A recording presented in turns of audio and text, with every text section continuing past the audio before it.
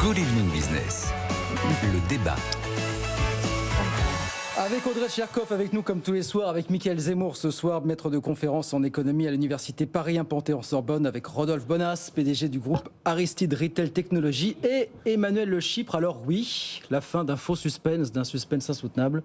On a dégainé le 49.3 pour faire passer la première partie du budget 2023. Je propose d'écouter quelques secondes d'Elisabeth Borne, qui l'a proclamé bien haut tout à l'heure à la tribune de l'Assemblée. Écoutez. En responsabilité, nous devons donner un budget à notre pays. Les Français attendent de nous de la cohérence, de l'action et des résultats. Aussi, sur le fondement de l'article 49, alinéa 3 de la Constitution, j'engage la responsabilité de mon gouvernement pour la première partie du projet de loi de finances pour 2023. Voilà, motion de défiance, donc motion de censure, déposée par la France Insoumise. Le Rassemblement national en fera de même demain. Alors au-delà du fait, comme le soulignait Emmanuel, que les députés sont déjà fatigués, est-ce qu'il fallait en arriver là? Est-ce qu'il fallait mettre fin à cette histoire pour vous, Audrey, finalement? Alors, de toute façon, c'était l'impasse politique, puisque les oppositions agrégées, de LR à la NUPES, en passant par le Rassemblement national, tout le monde avait dit ils ne voteront pas le budget avant même que les débats commencent. Donc de toute façon, il n'y avait pas le choix. Donc oui, c'est un passage en force, mais en même temps, c'est aussi l'utilisation d'un outil constitutionnel. Maintenant, ce qui va être intéressant, c'est que depuis la réforme constitutionnelle de 2008, le gouvernement n'a le droit d'utiliser cet outil que 2 fois. Donc là, une fois, ça y est, et je vous rappelle qu'il y a quand même quelques réformes qui arrivent qui vont être un peu rock'n'roll à faire passer, notamment les retraites, l'assurance chômage, et donc il ne restera plus qu'un coup à tirer. Eh oui. Bon, est-ce que vous... Oui, il faudra voir, effectivement, ça sera plus dur pour les prochaines réformes. C'est un budget qui, au passage, est un petit peu mité, quand même, si on regarde finalement aujourd'hui, Mickaël, une prévision de croissance de 1%, on aura beaucoup de mal à l'atteindre. Tout ça basé sur un taux d'emprunt moyen à 10 ans, je crois, à 2,4 ou 2,5%. On s'approche déjà des 3%. Est-ce que ce budget n'est pas déjà complètement hors jeu, finalement? Alors là, vous parlez des prévisions du gouvernement. Le cadre, voilà. Qui sont, il a été un peu épinglé là-dessus par le Haut Conseil aux finances publiques, qui sont très optimistes. Mais d'un autre côté, ce qui est frappant, c'est que ce budget qui n'a pas de majorité, donc c'est une majorité relative, c'est pas un budget comme un autre. C'est-à-dire qu'il y a une chose que continue à faire le gouvernement, c'est baisser massivement les impôts. On avait eu la taxe d'habitation, ça continue. Il y a la CVAE, ça continue. Par contre, il y a quelque chose de nouveau.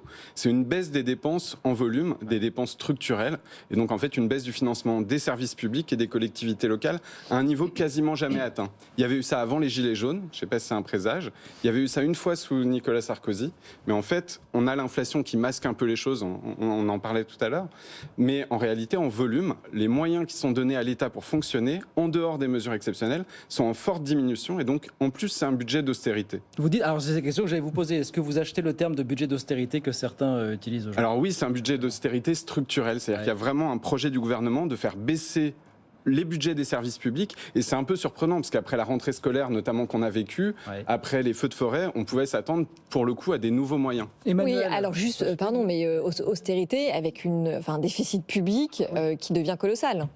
5% du PIB. Non, mais c'est surtout que, en fait, c'est là où je partage pas tout à fait l'avis de Mickaël, c'est que tous les grands postes sont quand même en assez forte hausse. C'est-à-dire que si vous prenez les budgets de l'éducation, de la justice, la santé, etc., ils sont tous en forte hausse. Et c'était d'ailleurs ça qu'on pouvait craindre. Ouais. C'était la pression, si vous voulez, combinée de la pression dépensière post-Covid et le verrou psychologique de la nécessité de ne pas trop dépenser qui sautait aussi. C'est-à-dire que quand vous combinez le quoi qu'il en coûte, qui laisse penser qu'on peut dépenser tout ce qu'on veut, et des besoins qui sont effectivement réels, c'est-à-dire qu'aujourd'hui, oui, tout le monde est convaincu qu'il faut dépenser plus pour l'hôpital, pour l'éducation, qu'il faut dépenser plus évidemment pour la défense. Mieux surtout oui, peut-être. Mais ce serait ça le sujet que personne ne veut aborder. On n'y est pas. Mais bien sûr, mais on n'y est pas du tout.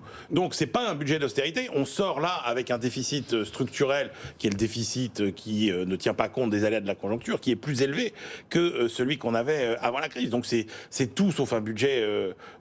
C'est quand même tout sauf un budget d'austérité. Mickaël, quand vous dites le budget c'est en hausse, c'est un effet d'optique. C'est-à-dire comme il y a de l'inflation, on a des chiffres en milliards qui sont en hausse, mais le budget en volume à périmètre constant, il est en augmentation de 0,1, alors que la moyenne sur toutes les dernières années, c'était 2% par an. C'est-à-dire qu'on est vraiment, et d'ailleurs le gouvernement l'assume, il dit jusqu'à 2027, le volume des dépenses publiques va augmenter de 0,6 points en valeur, c'est extrêmement faible. Et ils se vantent d'ailleurs d'un budget de rigueur, baisse d'impôts d'un côté, rigueur sur les services publics de l'autre.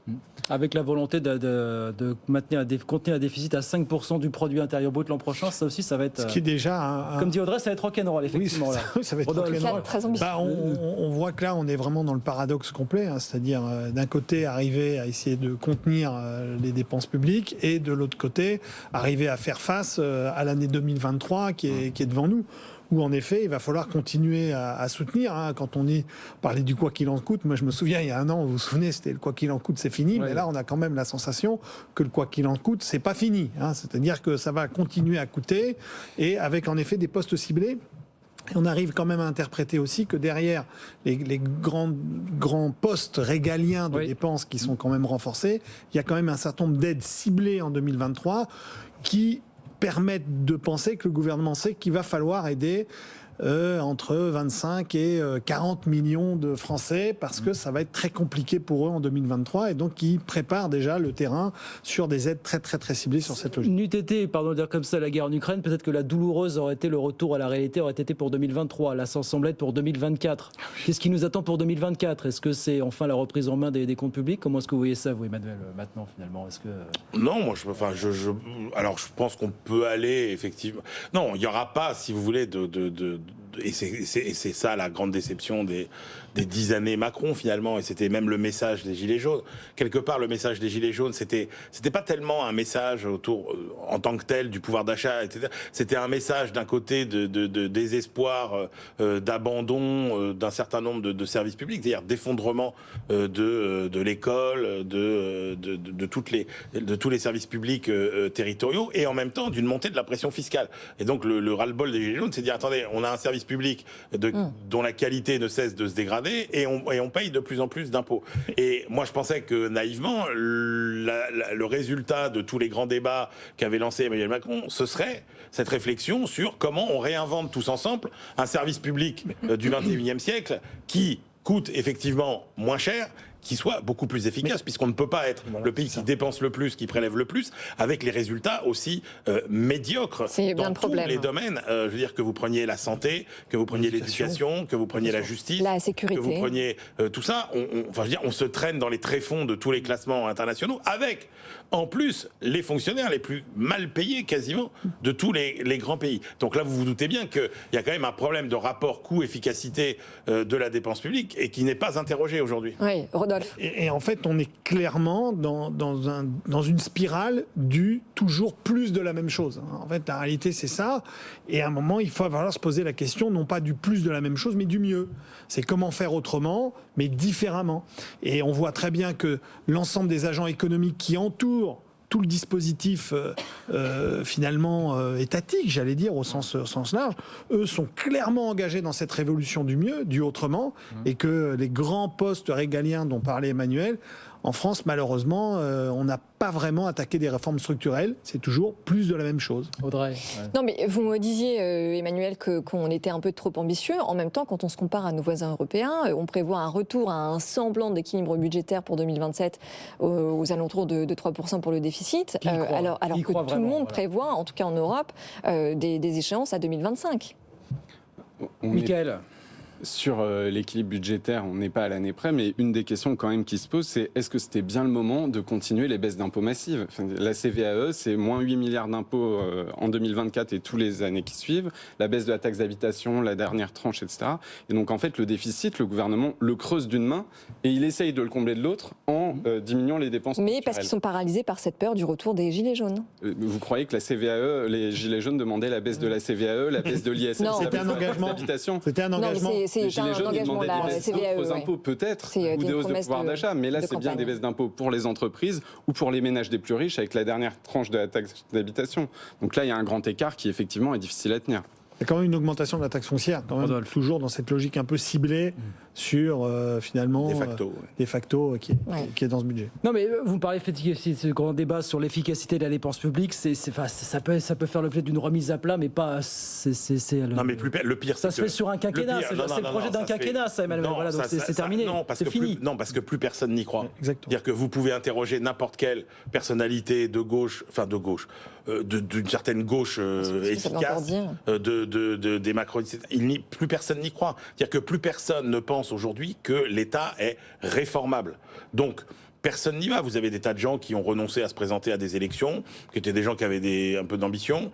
Voilà, plus personne n'y croit. Donc ça se terminera un jour, quand la France ne pourra plus payer ses dettes, que le FMI sera à nos portes et qu'il faudra bien tailler dans le vif. Mais il n'y aura pas de réforme en douceur de notre sphère étatique. Vous dites la même chose, on ne peut pas réformer cet État, Mickaël? Non, je ne dis pas la même chose, mais par contre, l'occasion manquée, elle est là. C'est-à-dire qu'après l'été qu'on a vécu, les feux de forêt et la rentrée qui ne se passe pas, on attendait le grand plan pour l'éducation, le grand plan pour l'aménagement du territoire, et là, il n'y a rien du tout dans le budget. Mais Mickaël, qu'est-ce que vous mettez dans le grand plan, à part plus d'argent? D'abord, effectivement, des moyens pour recruter dans la fonction publique. On ne se prive pas de l'argent public qu'on a. Et après, effectivement, on peut avoir des stratégies. Mais vous pouvez pas entamer une stratégie de réforme en resserrant les budgets. C'est pas possible, ça n'existe pas. Ça, c'est vrai. C'est vrai qu'il y a une logique d'investissement, mais juste pour la boutade, on aimerait parfois que certains services publics fonctionnent aussi bien que les services fiscaux.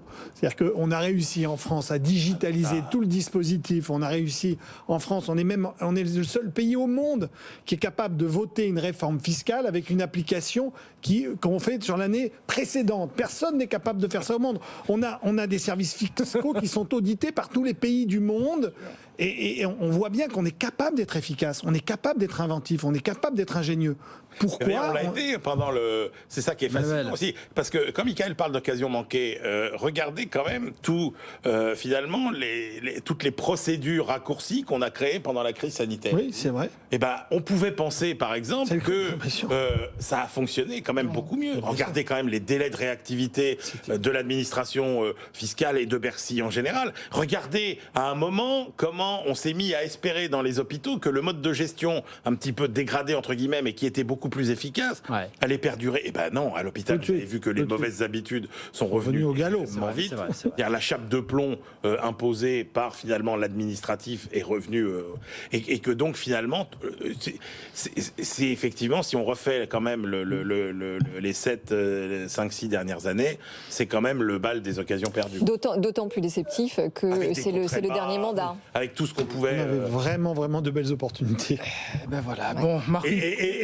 Et enfin, de belles opportunités, juste en termes de courage, parce que, je veux dire, qu'est-ce qu'il faut faire? Il y en a, il y a des dizaines de rapports. Oui, je sais, on peut les empiler jusqu'à la Lune, c'est ça que vous le dites. Très bien ce qu'il faut faire. Donc c'était vraiment la mise en œuvre, l'implémentation, et finalement... Non, et puis encore une fois, avec un manque de courage incompréhensif, sachant qu'il n'y a pas d'enjeu électoral à la fin de ce mandat-là. Voilà. Pas avant un certain temps en tout cas. 18h45, on marque une petite pause, on revient dans un instant. Je vous le disais, il y a une raffinerie qui cesse la grève du côté de chez Total. On va écouter un représentant syndical. Ce qui ne nous empêche pas de continuer à parler des salaires qui vont rester le grand sujet, l'un des grands sujets des prochaines semaines, des prochains mois évidemment. On revient dans une petite minute. À tout de suite. Good Evening Business sur BFM Business. Good Evening Business, le débat. Allez, 18h48, la deuxième partie du débat en direct sur BFM Business avec Audrey Tcherkov, avec Mickaël Zemmour, avec Rodolphe Bonas, avec Emmanuel Le Chypre. Alors, est-ce que la situation est en train de se lézarder du côté des raffineries? Peut-être, en tout cas, on a une raffinerie Total ce soir, celle de Donges, qui arrête la grève. Écoutez le représentant syndical Fabien Privet-Saint-Lanne à Donges, en Loire-Atlantique.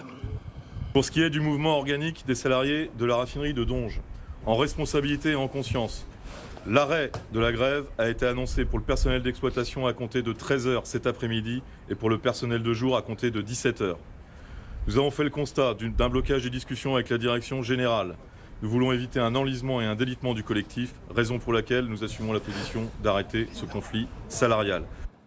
Bon, c'est la question ce soir. Est-ce que le mouvement est en train de se fissurer doucement mais sûrement, Audrey, en attendant d'en voir un peu plus? En tout cas, j'espère que ça s'arrête vite, parce que j'ai envie de parler ce soir des petites entreprises qui sont obligées de mettre leurs salariés, leurs employés en chômage technique parce qu'ils ne peuvent pas se présenter sur les chantiers, parce qu'ils ne peuvent pas se présenter à leur poste de travail. Et je rappelle que le salaire moyen d'un dirigeant de TPE de 2 à 3 salariés, c'est 1 600 € par mois pour un minimum de 48 heures par semaine, qu'ils sont par ailleurs souvent caution personnelle, et que donc voilà, ces gens-là font des efforts considérables pour payer leurs employés, avec un SMIC qui a augmenté de 10% en un an, et que eh bien, empêcher ces gens-là de travailler, c'est les pousser à la faillite. Le mouvement va peut-être s'arrêter progressivement du côté des raffineries. Est-ce que le sujet des salaires va rester le grand sujet des prochains mois? Bon, alors d'abord, il y a des grèves qui obtiennent satisfaction. Je disais à l'instant dans la tribune qu'il y a eu un accord sur la branche des électriciens gaziers pour une augmentation de 3,5% au niveau de la branche, en disant que ce serait peut-être plus dans les entreprises, et ça fait suite à un mouvement de grève. Et puis ensuite, la conflictualité, elle est réelle dans les entreprises. Il y a des difficultés dans les entreprises, et en même temps... Très féroce dans les PME, on en parle très peu, mais c'est terrible. C'est clair. En même temps, chaque patron ne veut pas augmenter les salaires, mais chaque patron espère très fort que le voisin les augmente. Parce que là, on va vers un problème important. En France et dans toute l'Union européenne, en fait, les salaires réels sont en baisse. Et à un moment donné, il faut bien que la production se vende à quelqu'un. Et ce que prévoient les macroéconomistes, c'est un gros ralentissement mondial, mais plus marqué en Europe. Et un des facteurs de ce ralentissement, c'est la baisse des salaires réels. Et donc, une question qu'on peut se poser quand même, c'est si les mouvements de grève sur les salaires sont pas un peu en train de sauver entre guillemets la conjoncture, c'est-à-dire que si même chez Total, même dans les raffineries là où les profits sont très élevés, il n'y a pas des hausses de salaire, on voit pas très bien où ça peut se récupérer. Oui. Et on peut pas demander à l'État d'amortir la baisse de pouvoir d'achat pour tous les consommateurs. Alors juste, Miniakel, parce que vous me dites chaque patron ne veut pas augmenter les salaires, mais en revanche, pour ceux qui le peuvent, il y en a plein qui l'ont déjà fait et qui n'ont pas attendu ce qui se passe pour le faire. Et ben justement, ce qu'on voit, alors on n'a pas les chiffres en temps réel, mais ce qu'on voit, c'est qu'on est quand même très en deçà de l'inflation et que effectivement la question, il y a une baisse, il y a un appauvrissement collectif. La question, c'est comment est-ce que cet appauvrissement est partagé entre les profits et les salaires. Et ce qu'on voit, c'est que les mécanismes de négociation salariale sont grippés. Ça fait une dizaine d'années en France que c'est comme ça. Et donc, y compris chez Total, on n'aurait jamais dû en arriver là. Vu les résultats qu'ils font, ils auraient dû pouvoir négocier bien avant. Après c'est normal que les salaires n'augmentent pas proportionnellement à l'inflation dans un dispositif comme le nôtre, parce que ce qu'on doit regarder, c'est pas exclusivement le salaire, c'est le pouvoir d'achat. En fait, la réalité, ce que l'on a aujourd'hui en France, c'est quand même un bouclier tarifaire absolument colossal qui vient soutenir l'ensemble. Mais l'inflation, elle tient compte de ça. Oui, bien sûr qu'elle va en tenir compte. Elle sera encore pire sans le bouclier, je suis d'accord avec vous. On est d'accord. Mais ce que je veux simplement éclairer ici, c'est le fait de dire que l'entreprise ne peut pas aller plus vite que l'inflation, voire même anticiper des dispositifs d'inflation, parce que là, on va tomber dans des spirales qui sont un peu plus dangereuses que d'arriver à retenir les éléments. Mais si vous avez un on est très en deçà de cette situation. On a des salaires réels qui sont vraiment en baisse. Ouais, il y a beaucoup d'entreprises qui ont quand même, quand elles en ont la possibilité et les moyens, elles ont quand même œuvré dans le sens qu'évoquait Audrey, c'est-à-dire de entre guillemets passer des hausses de salaire. Parce qu'il y a le phénomène de pénurie de personnel aussi dont on parle. Bien sûr, c'est une réalité. Alors là où je vous rejoins sur un point, c'est qu'il y a de très forts déséquilibres. C'est-à-dire qu'il y a des secteurs qui sont particulièrement privilégiés et d'autres qui ne le sont pas. C'est d'ailleurs ce qui est un peu problématique dans cette grève, d'ailleurs, parce qu'on se rend compte que finalement, ce sont encore, à la rigueur, les salariés qui ont le plus de pouvoir de nuisance qui ont les bénéfices les plus grands dans les logiques. Pour les autres, malheureusement, qui est le grand... Au passage, le gouvernement a encore prévu un gel du point d'indice dans la fonction publique. Oui. Là aussi, il y a quand même ça fait 10 ans qu'il a été gelé, il a été dégelé une fois. Là, il a été annoncé quand même... La dernière fois, mais pour 2020. Ça n'empêche pas les salaires dans la fonction publique d'augmenter en réalité de 2% par an à peu près, avec tous les autres mécanismes d'indexation. Moi, je pense que le sujet des salaires, il ne fait que commencer. C'est-à-dire que même si la grève s'arrête là, dans l'énergie et dans les raffineries, le vrai sujet des salaires, il ne fait que commencer. Pourquoi ? Parce qu'on a un véritable mur. On a un mur devant nous. on a un mur devant nous. Parce que qu'est-ce qui va se passer? Il ne faut pas regarder l'inflation. Enfin, je veux dire, si on se fie qu'à l'inflation qui est le rythme d'augmentation des prix, qu'est-ce qui va se passer? On le sait très bien. On sait très bien que tous les moteurs de l'inflation aujourd'hui sont en train de se stabiliser, voire de ralentir. Prenez toutes les matières premières, par exemple. Alors, il y a le pétrole qui est dans sa barre de fluctuation, d'accord. Tous les métaux, etc., sont plutôt à la baisse. Le fret maritime est en train de baisser. Les semi-conducteurs, c'est en train de s'arranger progressivement. Donc, le profil de l'inflation sur l'année 2023, on peut le faire. C'est une inflation qui va démarrer l'année à peu près au même niveau qu'aujourd'hui, 6-7%, et qui finira l'année à 2-3%. Mais, une fois que vous avez dit ça, la réalité, c'est que le niveau des prix dans le pays sera beaucoup plus élevé aujourd'hui que ce qu'il était il y a 2 ans. Et que donc, la problématique de la marche à monter pour finalement faire suivre les salaires, eh bien, il va se poser de toute façon, quoi qu'il arrive. Et c'est pour ça que moi, je pense qu'il y a une marche très importante qu'il va falloir monter dans les prochains mois, qu'il y a une occasion. C'est les négociations 2023, parce que les négociations 2024, on sera plus sur des rythmes d'inflation pareil. Alors c'est normal en même temps que faut être un peu indulgent aussi sur le rythme, parce que on voit bien que les dernières négociations salariales, elles ont eu lieu à un moment où l'inflation était faible, on était autour de 3%. Là, il y a eu une accélération spectaculaire de l'inflation. Donc c'est pas anormal que là, il y ait des salaires réels qui soient négatifs. Mais on voit bien que dans toutes les grosses boîtes, il y a des volontés de discuter, qu'il y a cette pénurie de main-d'œuvre qui donne un rapport de force très favorable aux salariés. Et moi, ce qui m'inquiète par-dessus tout, par contre, c'est effectivement ce décalage, cet écart croissant entre les gros et les petits.